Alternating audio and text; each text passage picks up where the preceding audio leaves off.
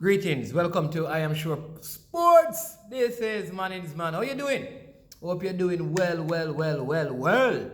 Yeah, hope you're having a good day wherever you're watching us from. Good morning, good afternoon, or good evening. If you're celebrating a birthday, happy birthday to you. If it is your anniversary, happy anniversary to you. And listen, anytime you want us to big you up, big up your wife, or I don't know, you just drop that in the comment section. Give us the date and we will put that in the video. If you are a subscriber, you have that privilege because we want to help you as you have helped us. Again, thanks to all our subscribers. Listen, the numbers keep trickling on and increasing, and we're forever grateful for all your love and your support. Keep on doing that. Keep on subscribing.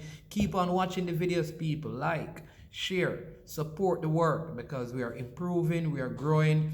In this week, we're going to improve our lighting. We have plans on increasing and improving the quality of our sound in the near future. So we're getting better, right? We want to, one of our subscribers who's normally on our live feed said that we need to add more graphics to our work, so we are going to do that, right? And if you have those capabilities, please let us know. Maybe we can partner together and get that done, and when the dollars start run, we can add some financial incentives to that. All right.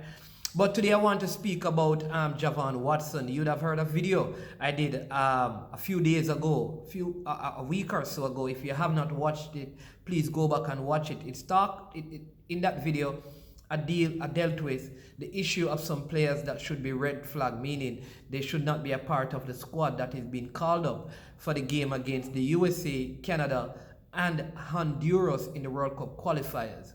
Now, Javan Watson is one of those players that I did mention, and that is because, one, he's 37, and when I looked at him in the local Premier League in the 270 minutes that he represented Humble Lion, that's a total of 3 games. He played in 3 games, 90 minutes, 270 minutes of football for the team that finished at the bottom of the table, and he never looked in good physical condition. He had gained several pounds at the midriff area. And so I said, you know what? He's not ready. He's too old. We need to find replacement. We need to get somebody in. But yet he was still called, and he even featured in one of the World Cup qualifiers so far. Listen, again, let me tell you, Javan Watson has been a good servant for Jamaica's football. I think he has played over 88 games for Jamaica, scored 4 goals for Jamaica. He has been in 2 squads that have gone to the finals of the Gold Cup. So he's a talent, and he has done good service, good time for local football. I mean, from his days at Sporting Central Academy, good footballer, highly rated. I just think that ship has already sailed. Nonetheless, Coach Theodore Whitmore remains faithful to him and loyal to him because he has been a faithful servant soldier for Coach Theodore Whitmore. Now, you know me, I will be critical, but once it gets to game time and the coach has made his choices, I'm going to support the team. But at the end of the game, I'm going to have my criticism depending on players' performance and the overall performance of the team. Now, what happened? Now, we have different sources all over the place, and we had someone, this just happened by chance, was passing through Clarendon, yes, and went to a particular place in Clarendon and spotted Javan Watson, yes, and he was working out, very intense workout, and close by was one Merron Garden. Now, you have to make the connection as to what is happening there. This was not the birds. These are actually humans who went there. So I said, listen, I don't want to really do a video not having this confirmed. So they were in the area, and they went back again, and they saw Javan Watson working out again. Intense workout. And for the second time, Mr. Garden was there. And then I got a third call confirming that yes, he is working out, and it seemed like Merron Garden is offering or giving some instruction to him. Now, if he's going to be a part of the squad, this has to be good news. Listen, I heard that the growth that developed at the midriff, that has gone down, that has flattened. Congratulations. Good work, right? And if Coach Whitmore is the one who instructed this to take place, congratulations, good work. The fact that Meron Garden is there means that whether we like it or not, Javan Watson is going to be a part of the squad. And he's disciplined enough to dedicate time to getting into good physical condition. Because that's all we ask, If you're going to play, you must be ready physically until we find a replacement. Because right now, we're having some problems in the CDM position. As far as we know, Jordan Cousins may be unavailable. Kevin Stewart is still nursing an injury, so we're not sure how he can play. And Anthony Grant is not able to play in the game against the USA. So we may need to either bring back Kevin Lambert, Javan Watson, or Michael Hector to fill the void for the USA game. One of those three players. So Javan Watson is putting himself into the reckoning by getting into good physical condition. And if I had a choice between a fully fit and functioning Javan Watson, Michael Hector, and Kevin Lambert, honestly, I'd go with Javan Watson, right? And Coach Whitmore would do the same. All right, so people, it is happening. The man has lost pounds. The six-pack is back. He's running, working hard. Now you may say, well, there needs to be match conditioning. That will take time. The only problem is if you pick Javan Watson, who is unattached, then what is going to happen? Then Coach Whitmore and the technical committee are the people who select the team. Your credibility is going to be at stake. And here is why, because it has often been said that certain players cannot play because they are unattached, right? And he's unattached right now, meaning he's not playing in the football. Right, same thing with Dennis Taylor. Dennis Taylor not playing in the football. Will he be called up for this game, or will they look at the Mount Pleasant goalkeeper is a Guyanese. The Waterhouse goalkeeper has not been good. The Tivoli goalkeeper has some problems, I believe, and he's not one of the better goalkeepers. Does this mean then that Jaden White should be called as one of the goalkeepers? Seeing that Dennis Taylor is no longer playing, and I don't know that he's training.